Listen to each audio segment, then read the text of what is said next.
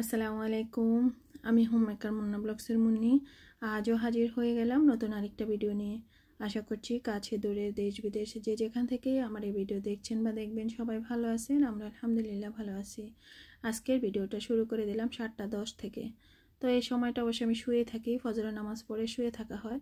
তো আজ অবশ্যই একটু সকাল করে ওঠা, কারণ হচ্ছে গিয়ে খান সাহেব একটা কাজে ঢাকায় গিয়েছেন। তারপর হচ্ছে গিয়ে ছেলে আবার প্রাইভেটে চলে গিয়েছেন। মেয়ে অবশ্য বাসায় আছে, কারণ ওই দিন ছিল শনিবার, মেয়ের স্কুল বা পরীক্ষা ছিল না ওই দিন। তো মেয়ে বাসায় শুয়ে আছে, ওকে আর জাগায়নি। তো ছেলে যেহেতু উঠে গিয়েছে, তো ছেলের বিছানাটা আমি একটু তুলে দেব, আর হচ্ছে গিয়ে জানলাটা একটু খুলে দিলাম। আর বাইরে দেখেন রোদও উঠে গিয়েছে, সামান্য কুয়াশাও দেখা যাচ্ছে। তো একটু আবার দেখিয়ে দিলাম আপনাদেরকে বাইরের আবহাওয়াটা। তো রোদ ভালোই উঠেছে, ঠান্ডাটা একটু কমই লাগতেছিল আমার কাছে মনে হচ্ছে আর কি। আর আমি তো বিশেষত 4 দেয়ালের মধ্যে বন্দি থাকি, তো বাইরে অবশ্য কি হয় না হয় সেটা আমার আসলে জানা হয় না। তো যাই হোক, এই দেখেন আবারও শাকের বাজার নিয়ে বসেছি। কার কার শাক লাগবে আমার কাছে চলে আসুন, আমি টাকা ছাড়া এই শাকগুলো দিয়ে দেবো। যদিও বাজার নিয়ে বসেছি, কিন্তু আমি কোনো হাদিয়া নেব না, এমনিতেই দিয়ে দেবো শাকগুলো। তো এখানে হচ্ছে গিয়ে ডাঁটা শাক, পাটের শাক, তারপর হচ্ছে গিয়ে পালং শাক, 3 ধরনের শাক আছে। তো এই শাকগুলো সেই খান সাহেবের বাল্যবন্ধু ওনার ক্ষেত থেকে তুলে দিয়েছেন। তো সে অনেকটাই শাক, কিন্তু পাটের শাক আর ডাঁটা শাকটা ঠিক আছে, কিন্তু পালং শাকটা অনেকটাই বেশি দিয়ে দিয়েছে। তো এগুলো তো আবার ঠিক করতে হবে, কারণ গাছ উঠিয়ে দিয়ে দিয়েছে, তো কেটে নিতে হবে। তো দেখতে পেলেন 7:10 বাজতেছিল। তো আমি কিন্তু কেবল জানলাটা আর হচ্ছে গিয়ে বিছানাটা গুছিয়ে তারপরে শাক কাটতে চলে এসেছি। দেখবেন আমার কতটা সময় লেগেছে। আর এই আমার কাছে মনে হচ্ছে কয়টা দিন আমার শাকময় জীবন হয়ে যাচ্ছে। প্রতি বেলায় কিছু না কিছু শাক থাকতেছে, কারণ বাড়ি থেকেও আম্মা পাঠিয়েছে শাক, তার আগেও দেখলেন যে শাক, সেগুলো শেষ হতে না হতে আবার এই যে শাক চলে আসছে। তো তার জন্য এই যে বললাম শাকময় জীবন শুরু হয়ে গেল আমার। তো কেবল সবুজ শাক খাচ্ছি। তো খারাপ লাগে না অবশ্য, শীতে এই শাকটা খেতে ভালোই লাগে। তো আমি এগুলো বেছে নিচ্ছি। আর এই দেখেন 8:11 প্রায় 12 বাজতেছে, আমি কিন্তু সেই শাক কাটাকাটির মধ্যেই আছি। 1 ঘন্টা হয়ে গিয়েছে আমি সেই কাটার মধ্যে। তো পালং শাকগুলো কাটা হয়ে গিয়েছে, তারপর হচ্ছে গিয়ে ডাঁটা শাকও কাটা হয়ে গিয়েছে। আর পালং শাক আমি কিন্তু কিছুটা রেখে দিয়েছি, যে পালং শাক দিয়ে পরোটা খায়, তারপর হচ্ছে গিয়ে লুচি খায় বা কচুরি বলে যেটাকে আর কি খায়। তো সেটা করব, তার জন্য সেটা আবার আলাদাভাবে নিয়েছি, ডাঁটা ছাড়া আর কি, গোড়ার অংশটুকু নেই নাই, আর যে গোড়ার অংশ সহ আলাদা কেটে নিয়েছি। ডাঁটার শাকটাও দেখলাম যে ভালো, তো ডাঁটার শাকটাও কিন্তু কুচি করে নিয়েছি, একদম কচি ছিল। আর ডাঁটাগুলো দেখলাম যে রান্না করা যাবে, তো আলাদাভাবে আবার ডাঁটাও কেটে নিলাম। আর এই যে এটা হচ্ছে গিয়ে রান্নার জন্য এই শাকটা নিয়েছি। আর যে বললাম যে পুরি বানাবো বা লুচি বানাবো, এটা হচ্ছে গিয়ে সেই শাকটা কেটে নিয়েছি। যদিও এটা শনিবারের ভিডিও, এখনও কিন্তু শাকগুলো আমার ফ্রিজে এখনও কিন্তু শেষ হয় না। আর এই হচ্ছে গিয়ে পাটের শাক, তো পাটের শাকটাও রান্না করে নেব, ওই দিনই রান্না করে নিয়েছিলাম। আর হচ্ছে গিয়ে ডাঁটা শাক, সেটাও একটু ছোট ছোট করে কেটে নিয়েছিল, তবে এটা গতকাল রান্না করে নিয়েছিলাম। আর হচ্ছে গিয়ে ডাঁটা, তো এই ডাঁটাটাও রান্না করে নিয়েছিলাম, খেতে কিন্তু দারুণ হয়েছিল। আর ওটা পরের দিন রান্না করেছিলাম আর কি, রবিবারে রান্না করেছিলাম, খেতে কিন্তু দারুণ হয়েছিল। তো আমার সব কাটাকুটি শেষ হয়ে গিয়েছে, আর সব পলিথিন ভরে যেটা রেখে দেওয়া সেটা রেখে দেবো, আর যেটা রান্না করা সেটা রান্না করবো। আর এই যে দেখেন কাটাকুটির পর এই হচ্ছে গিয়ে ময়লা, এই হচ্ছে গিয়ে যেটা ফেলে দেওয়ার সেটা রেখে দিলাম, যখন পরিচ্ছন্নতা কর্মী আসবে তখন দিয়ে দেব।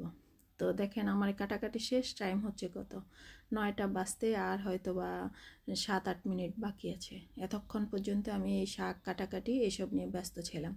তারপরে তো ওরা সবাই ওদের নাস্তাটা খেয়ে নিয়েছে, ছেলে অবশ্য এসে খেয়েছে, আর খান সাহেবকে বানিয়ে খাইয়ে দিয়েছিলাম, উনি তো চলে গিয়েছিলেন সেই সকালবেলা 6:45টার দিকে। আর ছেলে অবশ্য 6:45টায় বের হয়েছিল, বাপ বেটা দুজন একসাথে বের হয়েছিল। তো মেয়ে এখনও ঘুমাচ্ছে। তো ওদের পরোটাগুলো এই যে সেঁকে রেখে দিয়েছি, আর আমিও চা দিয়ে খেয়ে নিয়েছি পরোটা। আর চা দিয়ে পরোটা খেতে তো দারুণ লাগে। তো অনেকেই দেখি চা দিয়ে পরোটা খায়, আর আমার কাছে এটা সবসময় ভালো লাগে। আমি সাদা রুটি দিয়েও কিন্তু চা দিয়ে খাই। ওই যে ডিম ডুম ভাজি ভুজি অত কিছু আমার তত একটা বেশি ভালো লাগে না। কেবল শীতকালীন সবজি দিয়ে যদি সবজি করি বা ভাজি করি, সেটাই কেবল আমি রুটি বা পরোটা দিয়ে খাই। নয়তো এই যে আলু ভাজি, নর্মাল আলু ভাজি করা হয়, সেটা দিয়ে আমি কিন্তু খাই না। আমি ওই যে চায়ের মধ্যে একটু চুবিয়ে চুবিয়ে খেয়ে নিই। অনেক সময় এই সেদ্ধ আটা রুটিটাকে আমি একটু তেলে ভেজে নিই, ওটাই আমি চা দিয়ে খেয়ে নিই। যদিও সেটা আমার জন্য ক্ষতিকর, তারপরে ওই যে নাস্তা তো খেতেই হবে, আমার জন্য আমি ওইভাবেই রেডি করে নিই। তো নাস্তা টাস্তা খাওয়া শেষ, একটু রেস্ট নিলাম, তারপরে চলে আসছি রান্নাঘরে। ভাতটা তো অলরেডি হয়ে যাচ্ছে, দেখতেই পাচ্ছেন। আর এই ফাঁকে আমি আগের যে তরকারি ছিল সেগুলো কিন্তু জাল টাল করে নিয়েছি। আমি পাটের শাকটা রান্না করব, তো ডাল দিয়ে রান্না করব, কিভাবে রান্না করব সেটা আপনাদের সাথে অবশ্যই শেয়ার করতেছি। আশা করছি আপনারাও দেখে নেবেন, আপনারা এভাবে ট্রাই করতে পারেন। এই রান্নাটাও কিন্তু আমি ইউটিউবের সৌজন্যেই শিখে নিয়েছি। অনেকেই দেখেছি এভাবে পাটের শাক দিয়ে ডাল দিয়ে রান্না করতে, তা আমি ওইটা দেখে দেখেই, অবশ্যই ওনারা ওনাদের মতো করেছে, আমি আমার মতো করে করে নিচ্ছি। তো একটু এদিক সেদিক করে করে নিলাম আর কি। তো খেতে কিন্তু দারুণ লাগে। আমরা তো এই শাকটা মানে যখন থেকে আমি ইউটিউবে দেখেছি তারপরে থেকে কিন্তু খাচ্ছি, গত বছরও কিন্তু রান্না করে খেয়েছি। তো ডালটা তো লাগবে, মশারি ডালটা ধুয়ে ওই যে পানি দিয়ে বসিয়ে দিয়েছি, তারপরে এই যে পেঁয়াজ কাঁচামরিচটা দিয়ে দিলাম, তারপরে একটু লবণ আর হলুদ দিয়ে দেব, আর রসুন দিয়ে তো ফোড়ন দেব, তার জন্য রসুনটা কুচি কুচি করে রেখে দিলাম। তো এভাবে ডালটা সেদ্ধ করে নিব। তো মোটামুটি সেদ্ধ হবে, একদম পুরোপুরি সেদ্ধ করব না, যাতে একটু মানে ডালটা বোঝা যায় যে আমি ডাল দিয়ে রান্না করেছি, একটু আস্ত আস্ত যেন থেকে যায়, সেভাবেই করে নেব। তো এই তো ঢাকনা দিয়ে রান্না করে নিয়েছি, আর আপনাদেরকে দেখিয়েও দিব কোন পর্যায়ে আসলে মানে শাকটা দিতে হবে। আর এই শাকটা রান্না করতে একদম কম সময় লাগে আর ঝটপট হয়ে যায়। আমার মতে কেউ যদি না খেয়ে থাকেন এভাবে খেয়ে নেবেন। তবে আগে পাটের শাক খেতাম, সেটা হচ্ছে গিয়ে ভাজি করে, এমনিতেই পেঁয়াজ কাঁচামরিচ দিয়ে শুকনো মরিচ দিয়ে যেভাবে ভাজি করে ওইভাবে করে নিতাম। তো পাটের শাকটা তো আমি আগেই ধুয়ে নিয়েছিলাম, পানিটা অনেকটাই ঝরে গিয়েছে, তাই তো পাটের শাকটা দিয়ে দিলাম। ডালগুলোও কিন্তু মোটামুটি আস্তই আছে, ওই পর্যায়ে কিন্তু পাটের শাকটা দিয়ে দিয়েছি। এবার নেড়ে ছেড়ে মিশিয়ে নেব। আর ঢাকনা দিয়ে শাকটা, সবুজ শাক বা সবুজ কিছু রান্না করলে কিন্তু কালার নষ্ট হয়ে যায়, তো আমি আর ঢাকনাটা দেবো না, এভাবেই আমি কেবল উলট পালট করে রান্না করে নেব। আর পাটের শাক তো একদম মানে একদম পাতলা বা কচি, একদম এমনিতেই একটু তাপ আসলেই কিন্তু এটা নুয়ে যায়। তো এটা রান্না করতে তো বেশি একটা প্যারা নেই, টাইমও লাগবে না। আর ডালটাও দেখেই বুঝতে পারতেছেন কী অবস্থায় আমি ডালটা দিয়ে দিয়েছি। তা আপনারা যদি কেউ না খেয়ে থাকেন, অনেকেই হয়তো খান, অনেক অঞ্চলে এই খাবারটা খেয়ে থাকে অনেক আগে থেকেই, তো আমরা কিন্তু খাই নাই আমাদের এখানে বা চাঁদপুরে এখানে কিন্তু এই শাকটা এভাবে খাওয়া হয় না, ওই যে বললাম ভাজি খাওয়া হয় আর কি। তো আমি কিন্তু ওই যে ইউটিউব দেখি বললাম যে শিখেছি, তো এইভাবে আমি রান্না করে নিলাম। তারপরে একটু ঝোল ঝোল রেখে দিলাম, যে একটু ডাল দিয়ে রান্না, তার জন্য একটু মাখো মাখো তো হতেই হবে, তার জন্য একটু পানি দিয়ে দিয়েছি। তো আবার একটু নেড়ে ছেড়ে উতলে ওঠার পর আমি কিন্তু ফোড়ন দিয়ে নেব। তো আমার ছেলের কিন্তু এই শাকটা খুবই প্রিয়। আর ওই দিন কিন্তু আমার মানে মাছের তরকারি ছিল, আর জানি সে মাছের তরকারিটা খাবে না, তার জন্যেই কিন্তু আমি এই শাকটা এভাবে রান্না করে নিয়েছি যাতে সে খেয়ে নেয়। তো সে তো খেয়েছে, আমার ভাইও ভাবছিলাম খাবে না, কিন্তু সেও খেয়ে নিয়েছে। মানে দেখলাম যে আবার মানে সকালে ওর জন্য পরোটা রেখেছি, ও আর পরোটা খায় না, ও কিন্তু মানে ইয়েটাই খেয়েছে, মানে বললো যে আমার আবার ওইদিকে রান্নাও হয়ে গিয়েছিল, কারণ সকালটা তো যেহেতু তাড়াতাড়ি শুরু হয়েছে, ওই যে নাস্তা খাওয়ার পরে আমি আবার ভাত তরকারি রান্না করে নিয়েছিলাম। আর আমার ভাইয়েরও ছুটি ছিল শনিবার, তো ও বাসায় ছিল। তো ও এসছে 11টা সাড়ে 11টার দিকে, তো আমার রান্না হয়ে গিয়েছিল। আমি ওকে বলেছিলাম যে ও ভাত খাবে নাকি মানে পরোটা খাবে, ও বললো যে ভাতই দেন। তো দেখলাম যে মানে সকালের নাস্তাও কিন্তু এই পাটের শাকটা খেয়েছে, আবার দুপুরে যখন ভাত খেলো 3টা সাড়ে 3টার দিকে, তখনও কিন্তু ওই পাটের শাকটা, আমি ভাবছিলাম ও খাবে না, কিন্তু খেয়ে নিয়েছিল। তাই তো ফোড়ন দিচ্ছি, দেখতে পেলেন সরিষার তেলে আমি কাঁচা শুকনো মরিচ দিয়ে দিয়েছি একটু মানে সুন্দর একটা গন্ধ আসার জন্য বা স্মেল আসার জন্য। তারপরে এই যে অনেকটাই রসুন কুচি দিয়ে দিয়েছি। তো রসুনটা একটু ব্রাউন কালার হয়ে গেলে আমি সেই শাকের মধ্যে দিয়ে দেবো। তো এইভাবেই কিন্তু এই ডাল দিয়ে শাকটা রান্না করা হয়। তো অনেকে অনেকভাবে রান্না করে, কিন্তু আমি আমার মতো এইভাবে রান্না করে নিয়েছি, আমার কাছে তো এইভাবেই দারুণ লেগেছে, আর তার জন্য আমি এইভাবেই রান্না করলাম।